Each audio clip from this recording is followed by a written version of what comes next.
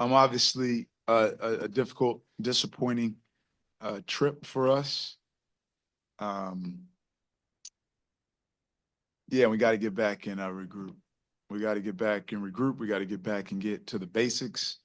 I thought we did some things better tonight offensively. I'll know better once I watch it. I thought Indiana played well. Their bigs played well, played with great purpose. Yeah, we got to get back, watch it, and improve and get ready to play BYU on Tuesday night in our building. Questions for Jayden?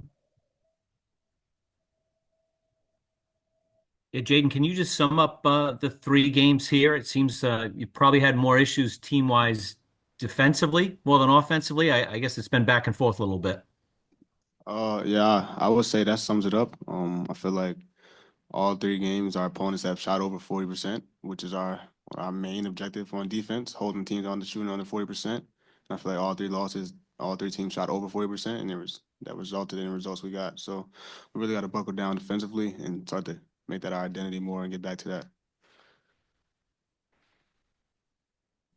Any more questions on Zoom for Jayden?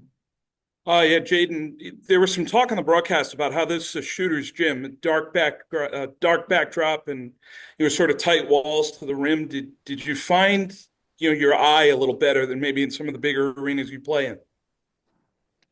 I'm not sure. Maybe that is a thing. I don't think that played too much of a factor within me making shots or shooting the ball. I feel like I was just confident out there.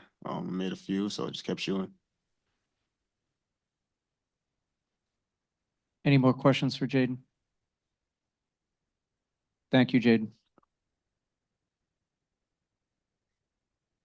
Questions for Coach English?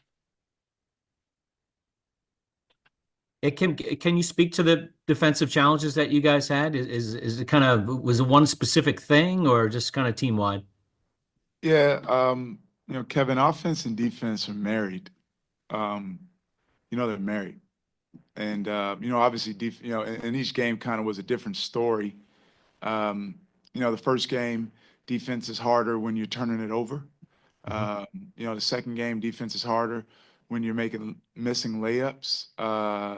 Tonight, they had great bursts and explosion and transition. So it's really going to take really peeling back and getting to the core of who we are as a program. As far as the way we play, and it's a harsh truth, but it is a truth. And we obviously haven't done a good enough job, getting our guys to understand exactly, what we expect, what our standard is in certain areas on defense, because obviously when we came here and the talent level was higher than it was in our first 5 games, we crumbled. And Kim, I'm curious. It's funny. We've asked you after every game, you played, too many guys and then yet a game like today, Eli comes off the bench and plays pretty well. Jabri shoots the ball better than he has all season. So I'm sure it's confusing to you, just as it would be to media and fans, exactly, who your guys are at this stage. Yeah, we've been in a process since our first practice of who are we as a team. Obviously who we are without Bryce is a bit different than who we are with him, but even without him, who we are should, stand true. And we're still, trying to find that rotation. We feel like today, we was a little bit closer to it. Yeah, again, we'll get back, we'll watch it, we'll regroup. Quick turnaround for a talented, tough, great size, great shooting BYU team.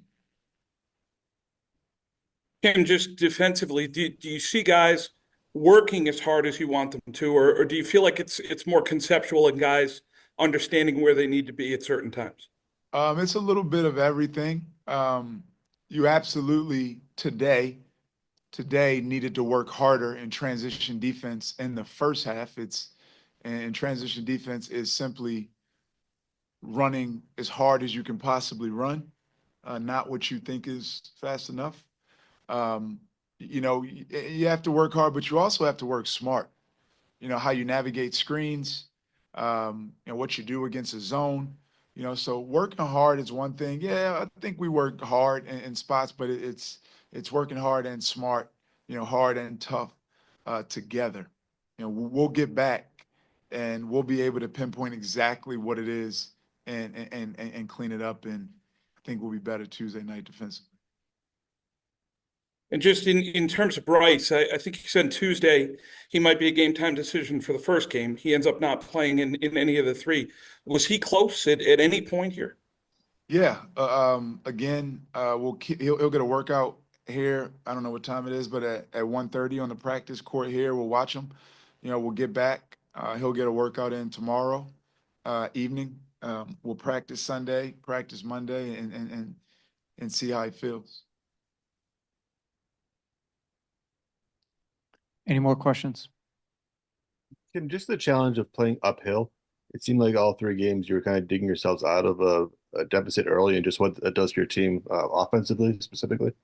Yeah, we had poor starts all three games. Got out of it quicker. The Oklahoma game, played from behind the entire Davidson game. Got out of the hill maybe 8 minutes to go in the first half today. It was a 5-point game. They went on a run to end the first half and start the second half. Um, it's not the end of the world, but it's less than ideal. I'll say that, but it's really about the process. It's really about our players and our staff having great shared purpose and understanding exactly what we value. When something arises in a game, knowing exactly what the expectation is.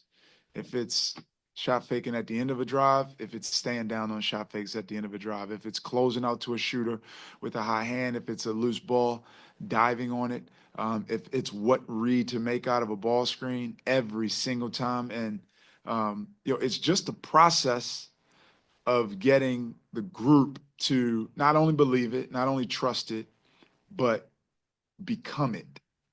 Become it. They're going to do it every single time. And when you have that, you start the game up or start the game down, it doesn't matter because the possessions are going to go in your favor if you're doing that, more times than not. You're taking good shots. You're making the other team take tough shots. They may and give Indiana credit.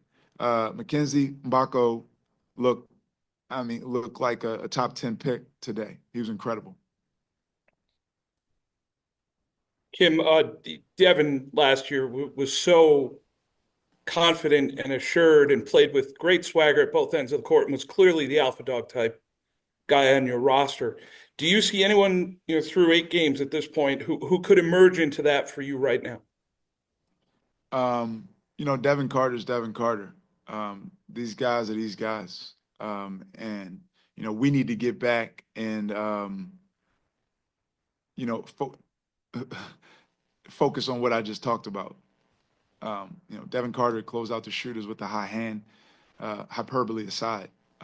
He closed out the shooters with a high hand. He played off 2 feet at the end of his drives. He ran hard to transition offense. And that's more the focus than hyperbole of who's an alpha dog or not.